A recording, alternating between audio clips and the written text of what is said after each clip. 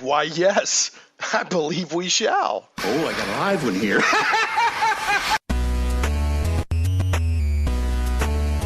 Live from Little Rock, it's Shane Plays Geek Talk, a journey into the things we love. I'm your host, Shane Stacks.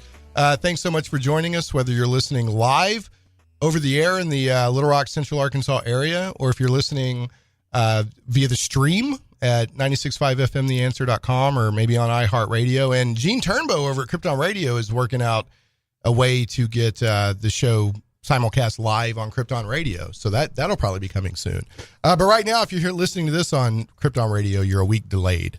So if you're listening delayed by podcast or on Krypton Radio, I'm just so glad to have you no matter how you're listening, because I love talk radio and I also love podcasts. And just so you know, I do a little editing and add a little fun stuff on the end of the podcast version. Usually I put a little zinger, a little kicker on the end of it. But you know, I love both audiences. You know, the advantage, the reason that I do that to the podcast version is because you miss the live announcements. And sometimes, like today, I'm going to be talking about an announcement that is today only. So if you're not listening by radio, when you could be, you're missing out on opportunity. Sometimes they'll say, hey, have you sell or this or that or the other. Anyway, moving on. Again, I'm Shane Stacks. I'm your host of Shane Plays Geek Talk. It is Geek Talk Radio. And I'm joined today by friend of the show and card-carrying geek, Richard McBain. Card carrying. Card it's carrying been verified. Yeah. Well, you showed me a card last time. I did. Yeah. So never fear, McBain is here. I am. Yeah. Thanks for having me. Yeah, man. Love to have you on. So got Zach, engineer extraordinaire, running the board in there. I know you're gonna pull over the mic and say hello after I said hello, Zach. Hey everyone. What's up? It's Zach, dude. So we went like several weeks without me bantering with you because I was in the other studio, right? We're doing pre-recorded. Mm-hmm. And so I was getting more and more nasty grams from Sal, is the guy from our news team, wears a fedora, chomps a cigar, uses a typewriter. And when I don't banter with Zach, Sal's grandmother and her dog Muffin get upset. So I was getting some nasty grams. So I finally got to banter with Zach last week because football's over. I got back in the main studio. And I got a message from Sal's grandmother and her dog Muffin that said, and this is the nicest thing she's ever said to me, Zach. She said, you sucked less this week.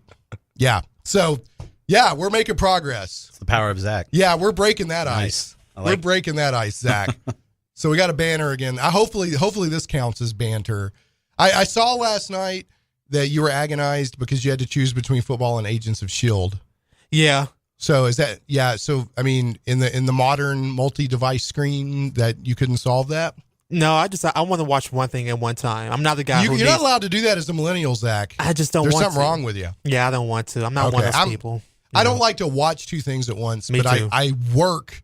Most of the TV I get to see is I work and then I stream it off on a side monitor. Right. So anyway, okay, moving right along. We have today a Geek News Deluge. It's a deluge of geek news. We've had a Geek News tsunami in the past. We've had a Geek News extravaganza, and today is a Geek News deluge, and eventually I'm going to have a Geek News frenzy. And one of these days, this will be fun. I'm collecting weird geek news, and we're going to have nothing but a show on just weird geek. People love news of the weird, right? Like Strange Tales. Yeah, mix it with the geek, and yeah. So, okay, anyway, this is Live Talk Radio. You can call 501-823-0965. That's 501-823-0965 if you'd like to participate in the show. You can also tweet me at Shane Plays, ShanePlays, and I do my best to monitor that and work your questions and comments on air. We had a couple of Twitter comments last week about the Justice League movie. Speaking of, that was last week. We Michael Brown, comedian and TV movie critic Michael Brown, host of Brain Trust, and I talked about the Justice League movie and the current state of the DCEU and does it deserve to move forward. It's a great show. Had a lot of fun with that. You can find it on the blog at shaneplays.com. It's on YouTube, on the YouTube channel. And then, of course, you subscribe to the podcast on iTunes, Google Play Music, Stitcher, iHeartRadio, SoundCloud, and more. And then last but never, ever, ever, ever least, Shane Plays is carried on Krypton Radio. Krypton Radio is sci-fi for your Wi-Fi. It's 24/7 geek internet radio at kryptonradio.com. And right now we're a week delayed on Saturdays and Mondays, but that might change to a simulcast. So there you go. So have you, Richard, you haven't had a chance to see Justice League yet, right? I have not. Okay. We have a story about that today that I don't think is too spoilery. So Sure. But people, I just want to tell you, if you go listen to last week, spoilers. I just threw the spoiler flag up and we dove in. So we went right in. It was a great show. Really enjoyed it. Also, one other announcement. I have room on the show right now for one advertising / sponsorship agreement. One. I carefully balance how much time I give to sponsors and ads versus the show content. I get a lot of complaints on the ads because people are used to just pure podcasts, but you have to realize there's like 3 or 4 minutes of ads out of like an almost hour show. I mean, I think that's fair, right? Pretty good ratio. This is a radio show that has overhead that a podcast doesn't. But to be good to my advertisers, I also let their ads go out in the podcast version because it's a whole system, because there's a minor cost to the podcast version too.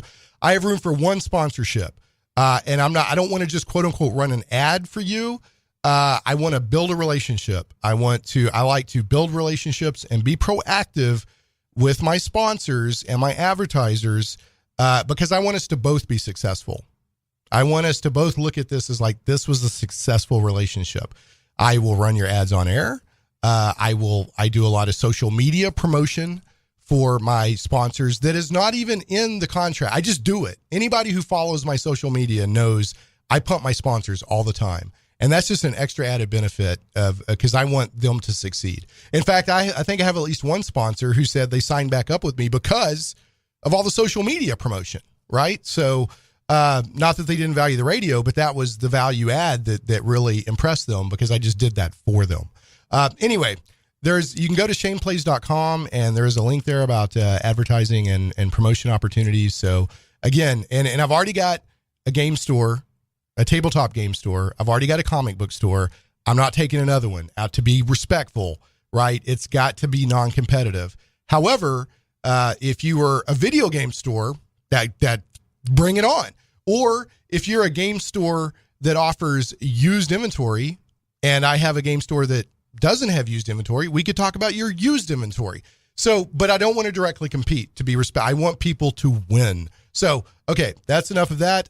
We may have a friend of mine, Zeb Holland, calling in today talking about the Project Christmas Tree fundraiser up in Hot Springs. Have your picture taken with Santa Claus and cosplayers. And Zeb dresses up as Rocket Raccoon and has an amazing... I haven't got to see that yet. Yeah, that's in Hot Springs today. I'll try to get to it. If Zeb doesn't call, I'll still try to promote it. But it's in Hot Springs today at South Park Shopping Center from 2 to 4 p.m. There's $10 to get in, but it's Project Christmas Tree to help kids. So, all right, that's the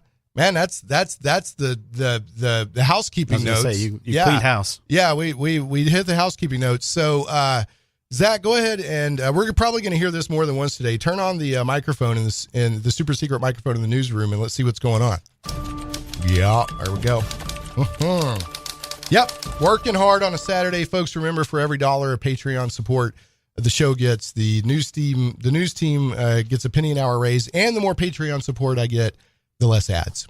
I mean, it doesn't get more straightforward than that. So, okay, last week I basically crowed exultantly over Axel Alonso leaving Marvel. I made no bones about the fact that I saw that as a positive change and was happy about it. To be fair, there is a news story that has come out about the new editor-in-chief, and I love this dude's name, C.B. Cebulski. That, I'm guessing it's Cebulski or not Cebulski, but what a great name. I love that name. So what happened was, back in the day, he wrote freelance, including for Marvel, under a pseudonym of Akira Yoshida.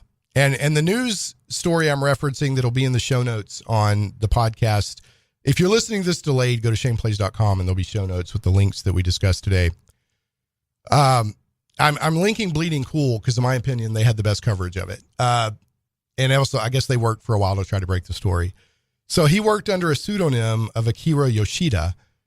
But beyond just having a pseudonym, he built an entire persona up to where people actually in their minds had headcanon that they had met this guy at lunch and they were just confusing him with somebody else. Right. So there's two elements here. One, Marvel has policies that you can't freelance like under an. I don't know if it was the pseudonym that was the problem. I think it's like you can't freelance and like be an editor at the same time. Right. And due to situations that he didn't anticipate, that happened where he was like reached out to while he was with Marvel or something like that. And he's like, and he did it. And then the other thing is there's people that are upset about cultural appropriation. Right. Saying, hey, he's, pretending to be Japanese and all this. Now, one thing I'll say about this is that he evidently has spent a lot of time in Japanese culture and knows more about Japanese culture than the average Joe. Right. Up to that's why he was getting all these freelance assignments because they're like, oh, you're a supposedly Japanese creator. Speaks fluent Japanese. Right. Who knows how to speak to an American audience. Right. So, okay. The thing with the editorial part, like, did I break the rules? Before, I don't know if he spontaneously did it before they named him editor-in-chief or when they were like, we want to make you editor-in-chief. Evidently, behind closed doors, he came clean. He didn't set on it. He said, you need to know this. And they said there was some anger, there was some upset, but they cleared the air and they moved forward. So rules breaking part of it, that's Marvel management's thing to deal with. Sure. Right. And it sounds like they hashed it out or whatever.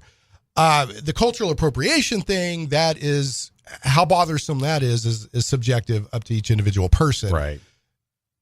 I feel like that it's basically been dealt with. I don't think it may not be, it's not cool what he did. I don't think at the end of the day it's a hanging crime. Sure. But it's not cool what he did. However, Marvel is aware it's been dealt with. The only thing I think that is kind of smells funny in this is strangely enough, this news story didn't break until the day he became editor-in-chief. Right. Right. Almost as if there's some people not happy about the whole situation, but that's speculation. Now that I've babbled, what's your take there, Richard? Yeah. I mean, there's, I would agree on the, it's kind of been dealt with in-house with Marvel, and if they've made peace with, what he did right all those years ago, that, it's who is it for us to say that he's, should be, removed from that position or removed from the company, in total. So I would agree with that. I think the only thing that I kind of see from my viewpoint is, did his actions keep someone else from getting an opportunity? Yeah, that's a good point. And that's really the only part of it that I kind of have a problem with is, if there was another young writer, because my understanding is that he did this ultimately. His end game was to get into writing, right? And so if there was another young, employee at Marvel at the time that was really trying to get their foot in the door, right, and through his actions, somehow that kept that individual from getting that opportunity. Yep. That's probably the only part of this that I would really have an issue with. Because I mean, I think we both agree, right? In your professional life, you're always looking to get, all the advantages you can to move up and to be successful. And so, well, look at, like S.E. Hinton wrote, but what she did with The Outsiders and all that, she just used initials and let people assume that she was a man. That was a totally, she didn't say I'm not a man, but apples and oranges, right. But the point is sometimes people will take on personas or come up with pseudonyms or whatever to try to get into writing. The thing is on the whether this kept somebody else out. I mean, I don't know. Yeah, right? I don't know We either. That's don't an know. That's interesting- just a guess on my part. That's an interesting I mean, chaos theory kind it of is, butterfly. and- right. Well, it could have. It could have, and we don't. I mean, we don't know. One thing I'll say is my guess is maybe it didn't, and I'm purely speculating. Sure. Only because I've seen a lot of discussion on the reason that he became so popular with Marvel and is they couldn't find anybody. Well, right. Right. I mean, right. But who knows? Who knows? Yeah, who knows? Anyway, to be fair, because I was like, Axel's gone, and I was like, ding dong. And to be fair, I want to throw this news story out. Right. Right. I think it is a little bit disrespectful. I don't think his motive was to be disrespectful. No, I didn't get that either. The Mary Sue, who usually has a certain bias slant on their said, well, yellow face, and I was like, no, yellow face is when you're mocking, and it's like blackface, or you're trying to, and I don't think that's what happened here. But it's still, I could see people going, oh, really? You appropriated our culture to better yourself? Get out the pitchforks and let's roll. Yeah. All right. Enough of that. So unless you have something you want to say on that, okay, feel free to jump in on any of this stuff. So next news item, and I definitely want to throw this out there because, we just talked about Justice League last week, right? And they're, how's it going to? We speculated last week how it's going to do, etc. Justice League now has officially worldwide crossed 500 million. Right. Which by most people's definition would be, okay, that's not doing bad. It's a successful film. Right. But as Michael and I talked about last week, and when Batman v Superman ended up making like 800 million, and they were like, oh, it's kind of, and Suicide Squad did about that same amount, I believe, or even a little more. Not real, so there's a different formula they have for success. Right. And Michael and I had a good discussion. I urge people to go listen to it on why is merchandising not figured into this? Because there's some money coming in on merch. But anyway, so anyway, it's made 500 million. Thor, I think, on the other hand, is around I think it's around 700 million, which it deserves. Thor was fantastic. It was great. As I said last week, I like Justice League. It's a fun movie, but Thor is a better overall general audience's movie. Everybody's going to love Thor, whether you care about comic books or not. Right. That's kind of my take on that. But anyway, so it's made 500 million. Everyone's pretty sure that we're going to move forward with DCU stuff, right? DCEU. And I think that they're not completely out of the woods yet, but they've made important strides in the direction they need to go to build that extended universe. Right. And they're sticking with it, man, because some franchises have been rebooted for much less. Oh, yeah. Spider-Man's been rebooted 3 times. Right. And it had nowhere near the issues that some of the DCEU stuff did. So anyway, I guess that's because they're hoping for potential windfall down the road. Let's just keep working at it. We've already invested, Well, anyway. And my little 2-cent take on that is, I think whether fairly or rightly or not, everything these days from a franchise perspective is always going to be compared to Marvel, and what they do. And so, whether or not that's fair, but I think we're all probably guilty of that to some degree. But so there's always going to be that with Warner Brothers and what they do. And, even when Wonder Woman was a huge, not only a huge financial, but critical success, there was still a lot of that comparative between Marvel and what. Well, and I liked Wonder Woman, don't get me wrong. Sure. But I think one of the reasons why people enthused on it so much is because I think it was an above average movie, and it had amazing, like when she goes into no man's land and takes that village, fantastic scene. Sure. But overall, it was above average. I gave it a 7, for which Dave Ellswick is like, what's wrong with you? But I think the reason that people exalted it over it so much, because if you compare a 7 to what had been before, it looks so much better. Right. I wonder 10, 20 years down the road if people are going to look at Wonder Woman and say, oh, it was that amazing. I don't know. It could be, but I'm curious because I feel like the third act was a little weak and the villain, I don't know. Like, we'll I could see that. Yeah. We'll see. Good movie. I enjoy it. I could watch that scene in No Man's Land over and over and over again. Yeah. So yeah, good movie. Absolutely. All right. So send your hate mail to Zach at and that news article was courtesy of Forbes. People can go to the show notes if you're listening to late and look that up. They also have a good discussion on that article about that. People say, well, the Marvel and DC, they have villain problems in their movies, and they make a good case that no, actually they don't. So, all right, we're going to go, let's see. Do we have time for this? Yeah. We'll talk real quick about the new Infinity War trailer. Hit us with that, Zach. Let me get this man a shield. Yeah, great. So Infinity War trailer dropped. Marvel Infinity War. If you've been living under a rock, this is the movie they've been building to for 10 years. The whole phase B, A, well, what phase are we in? So this is phase 3.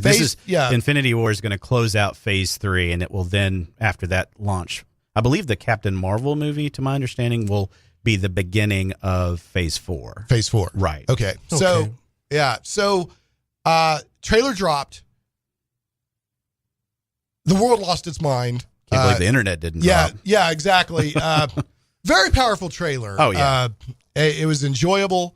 You just search for Marvel Infinity War trailer and you'll find it. I may link to it on the show notes, but some stuff it's like really, I mean, you can Marvel fall Infinity, over it and find it. Yeah. So, great trailer.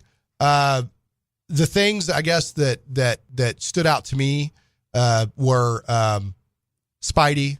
Don't engage Thanos alone. Right. Or Thanos, however you want to say it. Just don't. I don't care if you're Iron Spider or not. Don't do it. Yeah. Don't do it. I love the scene where he's like, get that man a shield. And then looks like that's where they reveal Captain America's on scene because Scarlet Witch is like, ooh.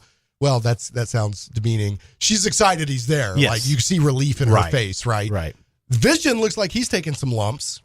Yeah. Absolutely. They made it really clear that yes, Loki did take the Tesseract / Cosmic Cube that they hinted to in Ragnarok. Right. Which it's interesting because the Cosmic Cube is supposed to be this force of all omnipotent power, but then you got the Infinity Gauntlet. So what wins if you go after the Infinity Gauntlet with a Cosmic Cube? I'm assuming the Infinity Gauntlet does because isn't there a gem in the Tesseract? I was going to say, if you've got a fully loaded gauntlet with all the gems in it, then that's crazy to think that you could like rock, paper, scissors and beat a Cosmic Cube. That is insane. But anyway, my favorite thing out of the whole trailer, and there's so many good scenes in the trailer, just go watch it, was I feel like they finally showed us the MCU version of the Spidey sense, which best I can tell they didn't even touch on in Homecoming. Right. There's a scene where Peter's arm hairs just go straight up, and he looks over and or maybe it's because like there's weird physics stuff going on because he sees that kind of gate floating in air. So and that could be that's true. That's true. It could be right. Justine, looks like we've got Justine calling in. Welcome to the show. Welcome to Shane Place. Hey, thanks for having me. Yeah, you're welcome. What's up? Well, we're hosting the Project Christmas Tree character event. Okay. Yeah. Nice. Fantastic. I thought that Captain Zeb Holland was calling me, but we're glad to have you. Yeah, tell us about Project Christmas Tree. Well, it's a local charity here in Garland County. We help around 100 families each year. We help them give their kids an amazing Christmas for some of the underprivileged families in the area. The event today, we've got, I think, 21 different characters. It's just a small admission fee. They come in, they get to take their kids' pictures with any and all the characters they want to. And at the end, we've got Santa Claus. Oh, well, fantastic. So come in, hang out with your cosplay characters. I know that Zeb and Nicole Holland are there, so boom, right off the bat, you've got great cosplay, and I'm assuming everybody else is good too. Is Zeb there in his Rocket Raccoon? He's here. He's not Rocket quite yet. Right, yeah. Well, in my opinion, his Rocket Raccoon is so good that it's worth the price of admission alone. So what are the couple of other... Rocket was one of my favorite ones last year, so I'm really glad to have him back. Yeah, he's really good as Rocket, and Zeb genuinely loves Rocket as a character. So what are the couple of other characters that folks might see there today if they come? We've got Batman. We've got Bumblebee from Transformers. There's Wonder Woman here for the first time. making Oh, her cool. debut with us this year. Yeah, Yeah. we're excited about her. Yeah. We've got Elsa, Anna, and Olaf from Frozen. Mhm. We've got Cinderella. We've got Tinkerbell. A couple other princesses. We've got Mickey and Minnie Mouse. Nice. Got SpongeBob with his pineapple. Nice. Minion. That's fantastic. So if people show up, this is 2 to 4 today at the South Park Shopping Center, Hot Springs, Arkansas. This raises money for kids, right? Mhm. Okay, fantastic. Yes, and 100% of the proceeds we make today go towards buying the gifts themselves. We don't spend any of this money on, the gift paper, the tape, any of the wrapping supplies, any of that. 100% of what we make today goes towards the gifts for the kids. I love it. Next year, if you think about it, reach out to me before the event, and I'll try to help you do a little bit more promotion for it. This stuff's near and dear to my heart, and I love in Christmas the words or the letters you capitalize. I'll just say that. So what else was I going to ask you here? Oh yeah, so you've also got looks like you have somebody cosplaying as a jolly old elf as well. So you got the bases covered. Well, Justine, thanks so much for calling. Unfortunately, I got to get us to a break, but I just want to tell people, get to Hot Springs today with your kids, South Park Shopping Center. See some great cosplay, get your pictures taken with Santa and some great cosplay, and support gifts for kids this Christmas that need them. Justine, to you and your partner that runs this, thank you so much to both of you for doing this. Absolutely. Thank you. All right. We'll talk to you later. Bye. Thanks for calling. I was going to talk a little bit more about Affinity War trailer, but we got to press on now. Right. Real quick, I want to at least give you something to say about it. But I'll just say real quickly, I think the thing that I love the most about the trailer is that this day and age, trailers show everything. Right. And that trailer, now we know this is a 2-part, film essentially. So we're talking easily 4+ hours of runtime total. Right. Yeah. Oh, I know. Right. Yeah. So, and granted, we're going to see some more trailers leading up to next May. But I like the fact that this trailer showed. You didn't see Hawkeye in it. Right. You didn't see a lot. And it's like a 2-minute trailer. And it's a good 2.5. Right. So to me, as a film buff and a film geek, I love the fact that the trailer showed not as much as it easily could have. Yeah. I think I puzzled out a couple of minor sequences, but I mean, I don't have a sense of the whole thing. But anyway. But that's it. Yeah. Great trailer. Go check it out. Zach, you excited? Did the trailer buff you? Or not buff you up? Did it pump you up?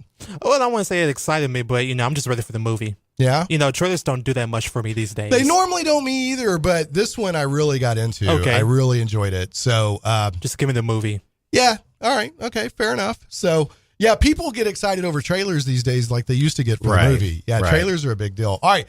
Now we're going to go to a break.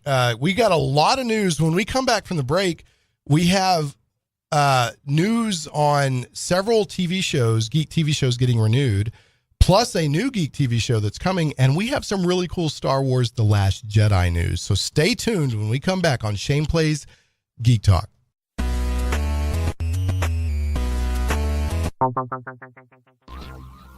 Comic book lovers, visit thewildstars.com today. From the mind of author and comic book industry expert Michael Tierney, it's not just a comic book, it's a comic book novel. The Wild Stars is sci-fi and so much more. Learn the explanations behind UFOs and space gods. This isn't the Twilight Zone. This is the region of the Milky Way galaxy known as the Wild Stars. We guarantee you've never read anything like it. The complete comic book novel took 20 years to tell, with one reviewer noting, the story of the Wild Stars stretches ambitiously across space and time, from small-town murders to the destruction of planets, with every event given multiple layers of meaning. If you haven't read The Wild Stars, you're missing out. Visit thewildstars.com today. The die is cast. Plunge into worlds of fantastic adventure where dragons lie and the undead stalk the shades of your mind's imagines.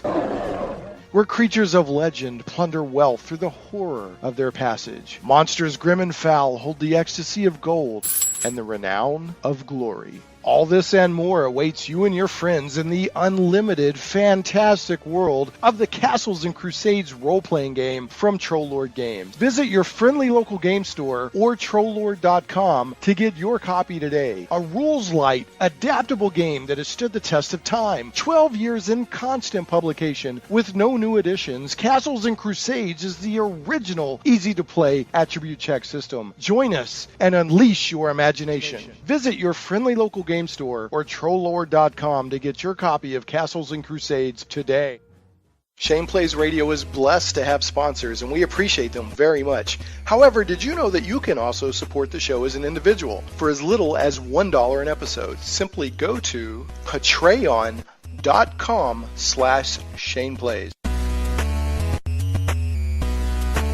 Hey, welcome back to Shane Plays Geek Talk Radio. I'm your host, Shane Stacks. We are joined by friend of the show and card-carrying geek, Richard McBain, and today is a Geek News Deluge. Nothing but geek news. Extravaganza. Yeah, we've had an extravaganza. We've had a tsunami. Now we're having a deluge, and in the future we'll probably have a frenzy. And one of these days I'm going to do a Geek News of the Weird show, which should be a lot of fun.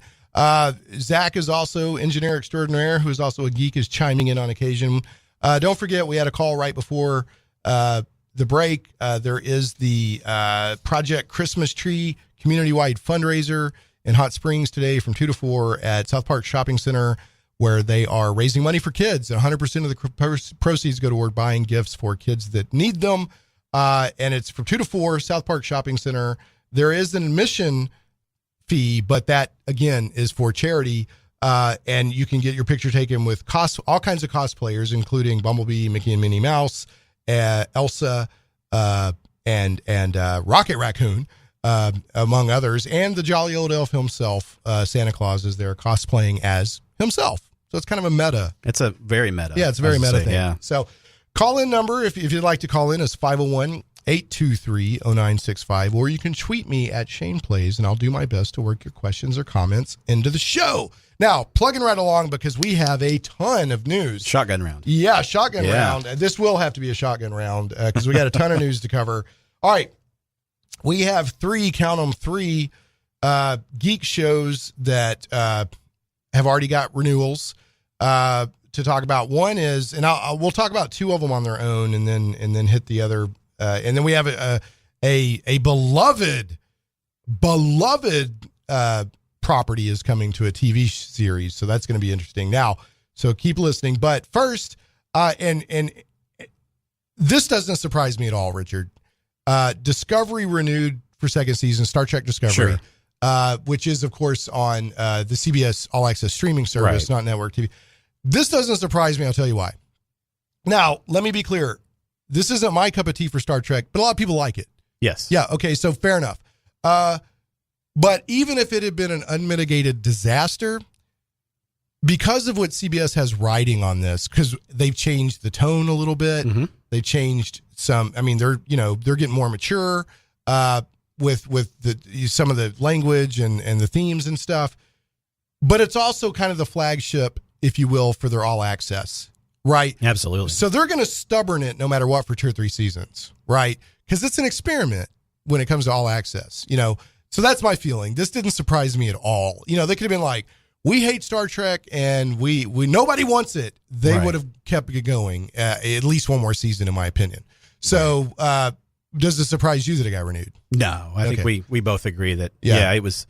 And I haven't looked at ratings numbers and all that jazz with the show, but I mean, I think even given your kind of hesitation with some of the stuff on the series, and we both agreed the paywall part. Right. That's I might even be able to get past. I don't know. I've blown my powder on this. We've definitely touched on that before. Yeah, we had a whole show about this. So, but no, I'm not surprised. It's not surprising at all. All right. Now, as far as ratings, the only thing that I know that CBS has said is that it's led to record subscriptions, and I'm like, of course, right. And I'm being a little bit snarky here, but to make a point, I understand how PR works. Richard, you understand how this stuff works, sure. But some people, they don't think in these terms. They're not as cynical, maybe. If your sign-up rate is 1 a day, and then you put a franchise on the service that has a 50-year history and worldwide fandom, and suddenly you're signing up 5 a day. Well, of course. And that's record breaking because you've never, but I don't know, maybe the numbers are higher than that. Right. And they're also like, they're going to make money because they're selling it to like Netflix and other 8, and we can't get it in America, but they're selling it to like European Netflix or something. Everything outside of America, I believe. So they're going in on a whole new business model, and streaming service. Disney wants to do one. DC wants to do one. I think MGM wants to do one. So anyway, this is what cutting the cable is, just bringing us a different kind of cable. That's all I'm saying. That's all I'm saying. Yeah. Right. Okay. So this did surprise me. This next one, I think we're both happy about this. Even though I do have reservations on the Orville as well that we talked about, although I'll give them a little bit more of a pass because they don't have the history that Star Trek does. But there is a line that I eventually won't go. But so far I'm like, the Orville already got renewed. Right. And the article, the other article about Discovery, I mean, the news is all over the place, but the show notes will be StarTrek.com. The Orville gets an early season 2 renewal. That's from EW.com. And there was discussion in there about, wow, that's really early to renew a freshman show. So, Fox must have faith in it. It must be doing fairly well. From what I can tell, it's getting good buzz. Right. And then plus the Seth MacFarlane, who has had 2 or 3 successful shows for Fox. Right. He is their golden child right now. He's got enough capital with Fox that he can, and even once again, if the Orville was a mitigated disaster. Right.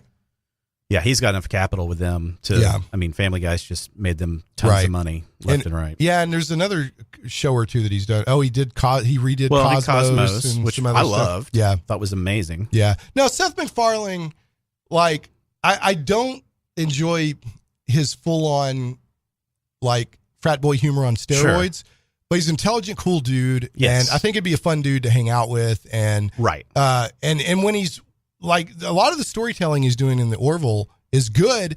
And I was like, I'm not sure I want this guy as the captain of his ship, but he's actually pretty good as Captain Mercer. There's a certain he's growing into the role, something there that it's vulnerable but strong. I don't know. He's not Alan Alda, but you know, nice. Yeah, like that reference. Yeah, you like that? So, well, okay. So the last renewal we have here in the Shotgun Lounge. And this is not strange to any. Yeah, this is a no-brainer. Nothing strange about this. Stranger Things has been renewed for season 3 at Netflix. And from what I hear, season 1 and season 2 have basically had the same, like, Rotten Tomatoes, really high score. Yeah. Everybody's loving it. Everybody. Which is, as a shocker to everyone, and people actually want to strip my geek card from me. I've never seen Stranger Things because I don't have Netflix, but I know I'll see it one of these days. And I know it's right in my wheelhouse. Oh, yeah. Because it's like, absolutely. It's 80s geek. Yes. It's like the kids from It as a TV series, right? Like It, if you read It, I don't know about the movie, but if you read the book It by Stephen King, so much of it was about being a kid and hanging out. Yes. And then you get, so anyway, I'll eventually check out Stranger Things. We went through this massive budget crunch like 2 years ago. Right. Got rid of Netflix. I've just never gotten it back. And I got so much stuff I'm still trying to keep up with that I don't miss it. Yeah. But I know there's good stuff on it. So, yes. Okay. This is actually, and the news about Stranger Things is from Variety.com. All right. Oh, Zach, give us the news sound. We forgot to play the news sound. We're in a Geek News Deluge. We need it. Yeah. There we go. Some hard working going on there. Remember, for every $1 of support the Patreon gets for the show, they get a penny an hour raise. Now, this is a pretty big deal, this next news item, for a couple of reasons. One is because of the amount of money involved. Oh, yeah. Ridiculous amounts of money. The second reason it's big is because of the property itself. Let's see here. I'm trying to find Amazon, and evidently Jeff Bezos got directly involved in this. Right. Because he's trying to change the nature of programming on Amazon, which is weird to me because it feels to me like they've been kind of successful, but I guess he's like, I don't want to just be good. I want to beat Netflix, right? Amazon sets the Lord of the Rings TV series and mega deal with multi-season commitment. Right. This is big to me. I want to see what happens here. I'm a huge Tolkien fan. Sure. Huge. Massive. Tolkien is sublime and on a level that, in my opinion, no other fantasy is. There's some great fantasy authors out there, Sure. but nobody has still touched the level and the. He's the progenitor. Yeah, well, it's more than just that. I mean, there is that, but it just it's like he's the master. He's like the Einstein of Sure. fantasy. It's just amazing. And like people are like, why he just spends all this time describing bushes? Well, every bush is reflective of world building that he's got. I mean, he's just amazing. Right. But evidently, what this is a multi-season deal that's close to $250 million, Huge. which is huge. And evidently, Christopher Tolkien just stepped aside. Right. He's like 90-something. So his grandson. Right. Yeah. And I guess he always fought against this kind of thing. Yeah, he was very protective, Right. to my understanding, of, Which is good, of his grandfather's property. Because think about this property's been around since like the 40s, basically, and it's still pretty pristine. I mean, Right. it hasn't been worked over that hard. I guess you could say that the Hobbit movies are a little bit of fan fiction, but for the most part, right. it hasn't been, overdone by any means. Anyway, the most interesting thing about this global TV rights for the Lord of the Rings, $250 million. They're going to do prequel stuff. Right. So it's not going to be The Hobbit, and it's not going to be Silmarillion. Lord of the Rings. Yeah, you could do Silmarillion. Right. He's got so many lost tales and appendices. And I mean, if you read the Silmarillion or these appendices, you could take one paragraph from an appendix and make an entire movie out of Run it with it, almost. yeah. That's kind of what Peter Jackson did with some of the stuff, Right. A lot of the finishing stuff of Return of the King came out of the appendix. For the little wrap up, that 40-minute wrap up, some of that stuff Right. was the appendix and the timelines and stuff like that. Anyway, this is big. I don't think we have a time yet on when this is going to happen. But not only did they spend $250 million on the rights, that doesn't even include how much it's going to cost Production to cost make. And they're right. estimating, Deadline.com's estimating $150 million for a season. Yeah. So this is a big all-in for Amazon. I mean, this is like, we're not playing around. And if Netflix isn't kind of going, they might be a little bit serious about being a content producer. Right. They might want, they're probably talking now. So, Yeah. which it's not good for Netflix right now. This isn't a news item. This is an aside. The Disney's doing its own streaming service, and they're going to start pulling some of their Right. stuff off of Netflix Yep. over. So all the Marvel stuff, all the Disney movies, that's going that's going like 2019 is going to Disney, baby. Right. So here we go. It's the cable wars all over again. A la Dish carte, versus, baby. Dish Yeah. versus. We do finally get a la carte, though. I like well, that. we do. Yeah. And we've, right. But it's going to, how granular is that going to get ultimately? Right. And, We'll find out. We may have been like, maybe it's better to have Dish. Right. Yeah, so we'll see. Okay, what time we got here? All right, we got time real quick to do 3 more news items. These are Star Wars, The Last Jedi related. I did get a comment on Twitter. I don't think it was necessarily for today's news show, but Genghis Galahad. I was joking around when Avengers Infinity War trailer dropped, and they were like, May 4th. And I was like, okay, is that a shot across the bow of Right, Star Wars right. because of Star Wars Day? Or does it matter since Disney owns them both, right? Right. Because it's May 4th, May the 4th. May the 4th it's be with Star you. Wars Day, Right. right? And so I joked around about that. And Genghis Galahad came back and said, no, December 15th is the Last Jedi. May 4th, that would be insane. So I'm not sure if he got that I was joking, Right. but Genghis, first, thank you for following my Twitter and commenting. I appreciate it. But two, I'm just joking. It was just Right. me being goofy. But May 4th has become more and more of a big geek holiday. Sure. Right? So, Absolutely. yeah. So anyway, okay. I've got a trifecta of Star Wars news that with everything else going on with Justice League, this and that and the other, and Thor, I think some of the stuff has gotten lost in the mix, believe it or not, even though it's Star Wars. I didn't hear a lot of talk about this. This is from IO9 at Gizmodo. Is it Ryan or Ryan? How do you say his name? Ryan. Ryan. So the way it's spelled, it throws Okay. people off. But Ryan Johnson is developing a new trilogy of Star Wars movies. And there's a Star Wars live action TV show coming. And that's also going to be on on the Disney streaming service. Yes. So, I think Disney's streaming service might end up being successful. I'm just saying. Right. Yeah. So this new trilogy, and now Rian Johnson is the guy who's basically done The Last Jedi. And I guess he impressed him enough that must have. He's doing and now it's not the Skywalker clan trilogy. Right. And he said it's going to be in a part of the Star Wars universe or galaxy that we haven't really explored before. So this could be exciting. Which I dig on that. This could be Absolutely. exciting. So after the Rey Chronicles, whatever we want to call it, Right. are over with, we get another trilogy, but it's like a whole nother thing. Sure. But it's in the Star Wars universe. All right. Star Wars The Last Jedi runtime has been revealed. This is from Collider. Did this surprise you, this runtime? No. So what was it again? What's the runtime? Oh, geez. 2.5 hours, I think. It's right around 2.5, I believe. Yeah, 2.5 hours.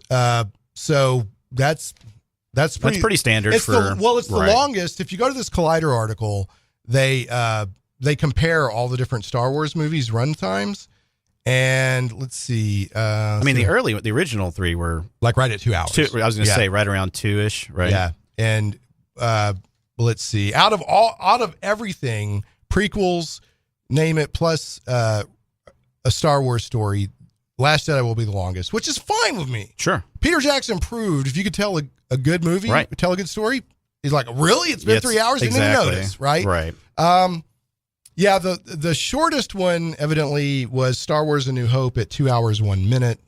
It sounds like Star Wars Attack of the Clones was 2 hours, 22 minutes. And that's the second longest after Last Jedi. Gotcha. Okay. And then finally, according to ScreenRant.com, we have the rating for The Last Jedi. It's officially rated PG-13. That doesn't surprise me because they've basically been PG-13 since Revenge of the Sith, and it's not for gratuitous flesh. It's because the action and the darkness they're trying to show kind of just. I mean, you chop off Mace Windu's hands and lightning blast him out of a window, right? And that was pretty whoa. That's going to get you past PG pretty quick. Yeah, or you fricassee Anakin in lava, right? I mean, right? So. Anyway, I can kind of see it. I mean, I guess it's not gratuity for gratuity's sake, right? Sure. Yeah. So anyway, okay. So that's those news items. I'm gonna go throw out a little love to a sponsor, and then we're gonna take a break and come back, and we'll just have a couple of quick minutes to finish up the rest of this stuff. So because we are on a Geek News Deluge, baby. So. Some goblins are your friends. Game Goblins is Central Arkansas's premier retailer, Magic the Gathering, Warhammer 40K, board games, card games, RPGs, miniatures, and hobby accessories. Call Game Goblins at 501-224-GAME or visit them online at gamegoblins.com. That's 501-224-GAME or gamegoblins.com. Conveniently located at 1121 South Bowman, right on the corner of Bowman and Canis in West Little Rock, and staffed by friendly employees, Game Goblins has expanded their store size, and there's plenty of room for exciting inventory and play tables for play space. You'll like that space because Game Goblins has gaming events every day of the week. First-time customers mention Shane Plays and receive $10 off your purchase of $50 or more. Tell them Shane Plays sent you. Hey, welcome back to Shane Plays Geek Talk, a journey into the things we love. I'm your host, Shane Stacks, joined by card-carrying geek and friend of the show, Richard McBain. We are in a Geek News Deluge, just blasting through geek news. We've had a lot of great stuff today. If you're just tuning in and you want to know, we had all amazing, cool geek news. It was a good week. Star Wars, Star Trek, show renewals, Infinity War, Marvel Comics editor-in-chief scanner, you name it. Go check out the podcast version if you're listening to this live and after it comes out in a few days. Okay, so Zach, how much time we got here? About 5 minutes? Yeah. Are we at 5 minutes? Okay. So give me like a minute countdown if you can, because we're about to have another speed round. Yeah. So I want to do this because with everything been going on in my schedule over the past few weeks, I haven't gotten to talk about Doctor Who. And Doctor Who, there's a couple of news items I want to throw out here. One is we now have a look at Jodie Whittaker, the first female Doctor, in character, and I have to say, I like it. I like it too. Yeah, I think I dig it. One of my concerns, and I should have known better because, I should know better because showrunners can mix things up on you. Star Trek. Anyway, I'm just joking. I'll get off of that. Is I was afraid they were going to sex her up. Right. Somehow. Right. Like a 7 and 9 thing or something. Or something. Crazy I was like afraid that. they were going to sex her up. Right. And they didn't. No. And thank you for that, because I love her outfit is cool but corny, like a doctor should be. Maybe not corny, but a little eccentric. Right. Like a doctor should be. And there are a ton of callbacks Absolutely. to previous doctors in this costume. And seeing, I've been extremely dubious of the female doctor thing, but I'm like, oh, this is just, let's make people happy. Let's do a stunt. Let's get people looking at Doctor Who again. But looking at her, I'm like, okay, I can see this now. Right. Right. I think I can see this as the Doctor. And it's just a great costume, and somebody was pointing out on the go to bbc.com and the news link on the show notes, talking about there's stuff referring back to Tom Baker, to Patrick Troughton, Matt Smith, Sylvester McCoy, David Tennant, John Pertwee, who is my personal favorite classic Doctor, Matt Smith, Christopher Eccleston, Colin Baker. I mean, there's so much. There's a lot there. Yeah. The little rainbow stripe kind of, that's very Colin Bakery and suspended. I can see this now. Right. And I'm like, okay. All right. Yeah. So, yeah. And go ahead. Oh, I'm sorry. No, please. Yeah, I agree. And I'll just say real quickly on the female side, when it was announced, right, that, I've got an 11-year-old daughter who loves Doctor Who. Right. It's one of her favorite shows. Right. And when it came out that it was announced that it's going to be a female doctor, she lost her mind. She didn't watch any of the Peter Capaldi. Right. Just wasn't her jam. Right. Loved Smith, loved Tennant. Right. And then didn't watch any of that. Now she's can't wait for it to come on again. Which is so good. I'm excited that as a father of a daughter, that pleases me very much, that, outside of it not being Olivia Colman, who was my personal that was your pick. Yeah. But Jodie Whittaker's an amazing actress. Well, very excited. My only objection was, as a nerd pushing the glasses up on my nose, was that, like, in previous Time Lord canon, you regenerated into your same gender. Right. But they obviously, when they had the Master become Missy, they're setting this up, right? Yeah. So I would have had no problem if they were like, hey, we're going to have a female Time Lord join the show. But I was like, well, how can a male Time Lord regenerate into a, but I'm like, whatever. It's timey-wimey, spacey, whatever. I'm fine. Give me good entertainment, good shows and stories, and I'm on board. And I'm liking this. And if it helps girls, more power to it. So another Doctor Who story, and then we're probably going to have to wrap here without getting into some of the other news items, is the Yoshida storyline is finally, you can get it was Douglas Adams wrote it, of Hitchhiker's Guide fame. It's a 6-episode story arc from Doctor Who that was partially filmed but never completed because of a strike in the 80s at the BBC. And it's become legendary, as this article puts it. Very cult status, yeah. Yeah, it's, as one article put it, it's actually more interesting because of the story behind it than the story itself. But, so it's out, or it's coming out soon, and the stuff that was not filmed has been filled in with animation. Right. So it's the first time ever, even though there's been other versions put out, that you can actually watch the TV version of it. So, Yoshida, check it out. Also, I don't have time to go into this. People, go look at the Batman Ninja anime trailer. Looks cool. It looks amazing. Looks really good. How much time we got left, Zach? 30 seconds. Okay, we're going to do it. Bad joke of the week, Richard McBain. Hit me. And thanks for being on the show. Thanks for being on the show. Thanks for having me. Did you hear about the guy whose job it was to crush Coke cans all day? I did not. It was so depressing. Oh, zing! I love honka, honka. So, all right, folks, next week we're going to talk about a cosplay con that went very wrong. We'll catch you next time on Shane Plays.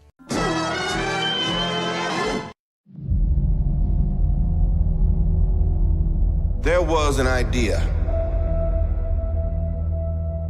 to bring together a group of remarkable people.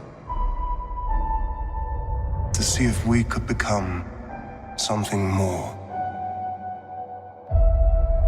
So when they needed us, we could fight the battles that they never could.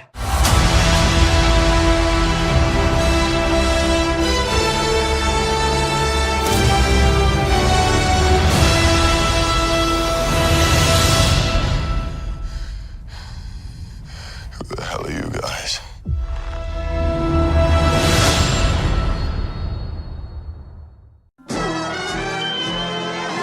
Shane Plays Radio is blessed to have sponsors, and we appreciate them very much. However, did you know that you can also support the show as an individual for as little as $1 an episode? Simply go to patreon.com/ShanePlays.